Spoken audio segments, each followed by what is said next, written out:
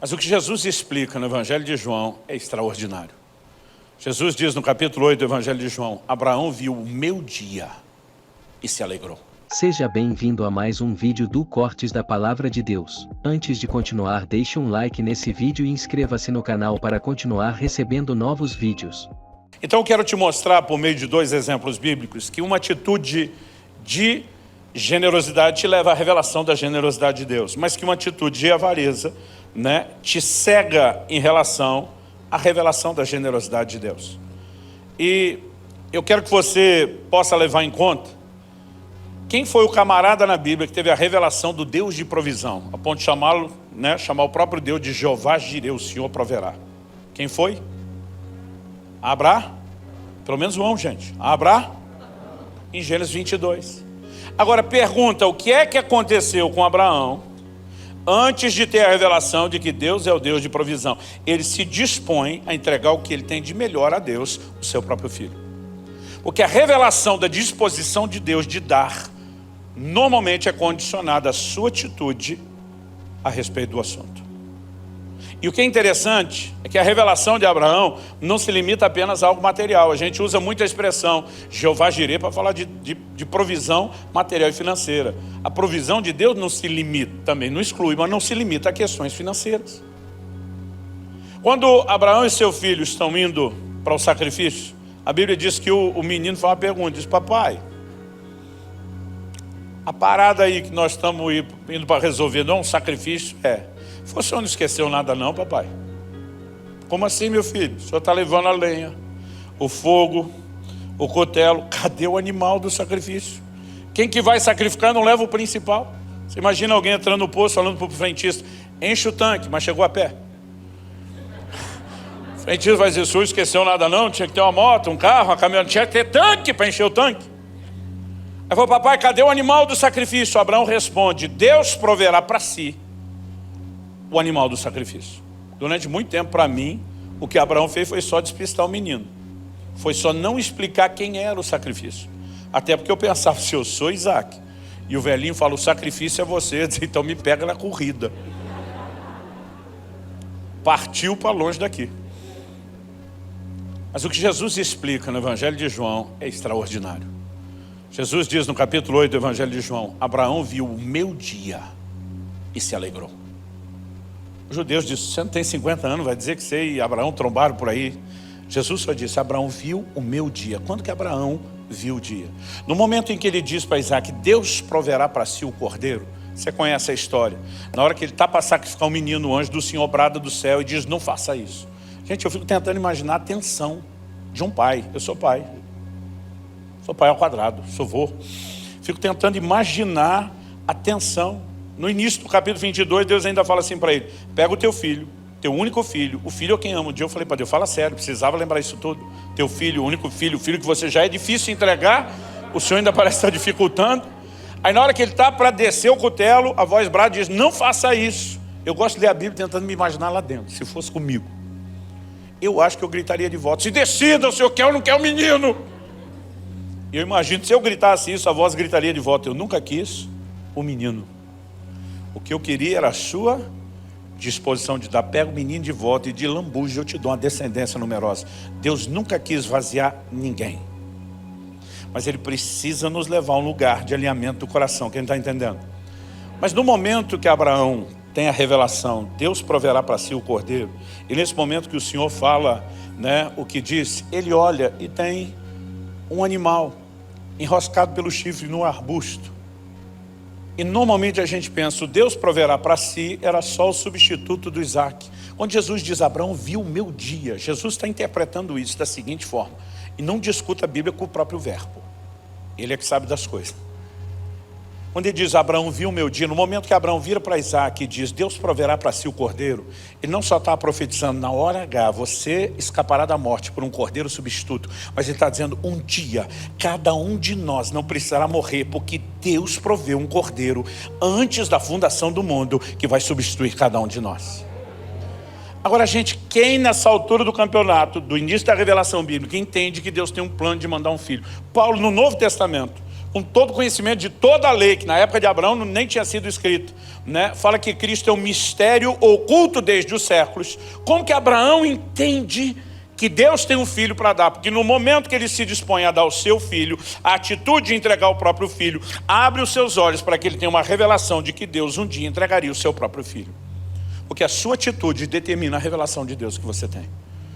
Quando nós aprendemos a andar em generosidade, a maior recompensa não é o resultado. Eu vou falar disso daqui a pouco, porque isso inevitavelmente acompanha a revelação.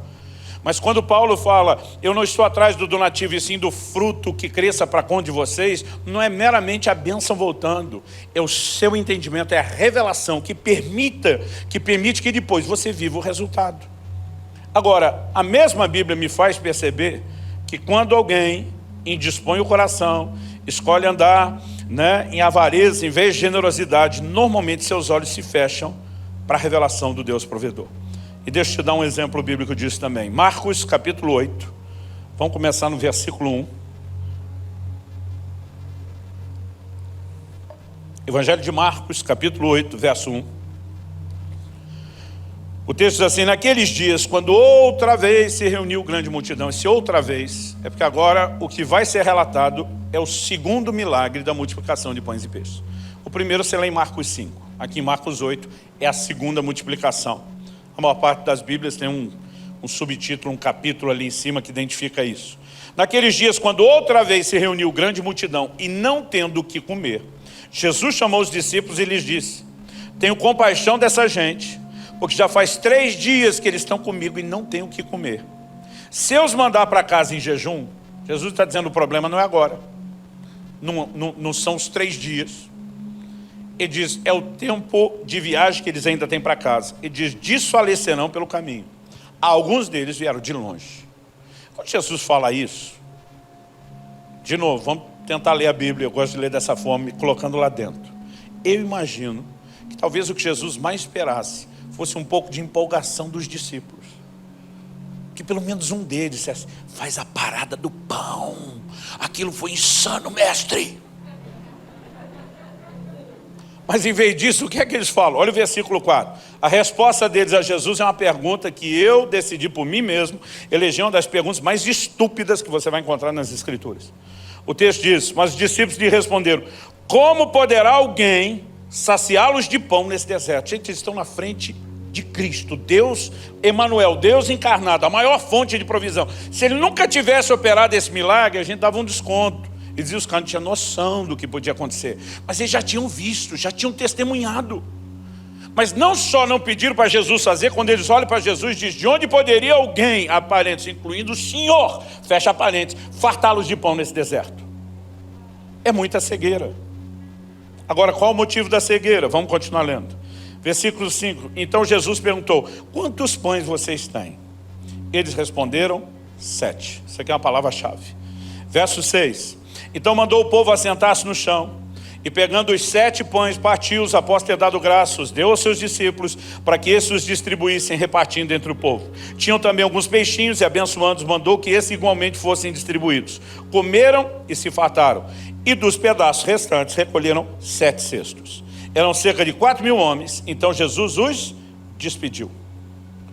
Logo a seguir, tendo entrado no barco, juntamente com seus discípulos, então, Jesus já operou a multiplicação. Agora eles entram no barco. Vamos pular para ganhar tempo. Versículo 14. Eu quero te mostrar agora que não tinham 7 pães nessa história, sim 8. Versículo 14. Ora, os discípulos se esqueceram de levar pão. E no barco não tinham consigo senão um só. Se eles esqueceram de levar pães, e no barco tem um pão, aquele pão estava lá o tempo todo. Aí quando Jesus pergunta quantos pães tem, eu não acho que alguém já estava esperando a resposta de 7. Eu creio que eles tiveram se organizando, a multidão, era muita gente. Imagina os 12 distribuindo, vamos fatiar aqui, dividir em 12 grupos, cada um vai, faz o levantamento, volta com a logística.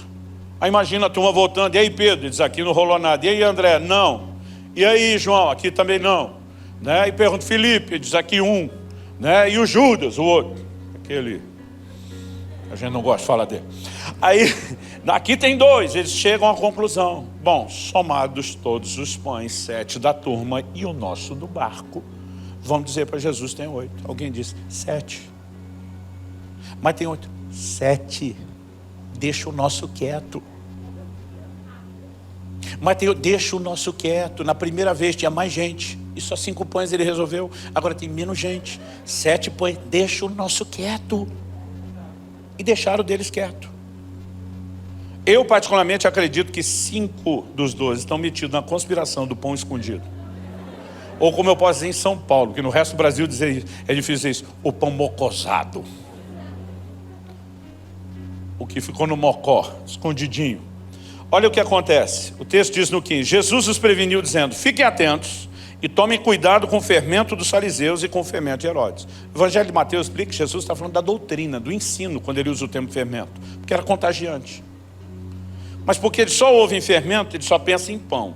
Então verso 16 diz, eles começaram a discutir entre si, dizendo, ele diz isso porque não temos pão. Acharam que estava levando bronca porque não tinha pão para a viagem. É aqui que Jesus, apesar de toda a sua classe, a sua jesuicidade, ele dá uma prensa nos discípulos. Olha o verso 17, tenta ver pela conversa se você acha que Jesus está feliz com eles. Jesus percebeu isso e perguntou, por que vocês estão discutindo sobre o fato de não terem pão?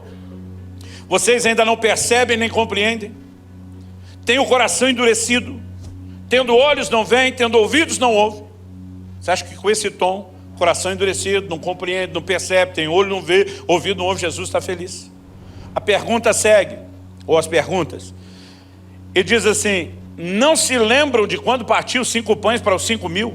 Quantos cestos cheios de pedaços vocês recolheram? Eles responderam 12. Então não era amnésia, todo mundo lembrava do primeiro milagre. Verso 20, e de quando partiu 7 pães para os 4.000? Essa tinha acabado de rolar. Quantos cestos cheios de pedaços vocês recolheram? Responderam 7. Jesus não pergunta só vocês lembram, ele diz da primeira vez, quanto sobrou? Os caras dizem 12.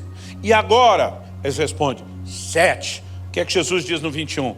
Vocês ainda não compreendem?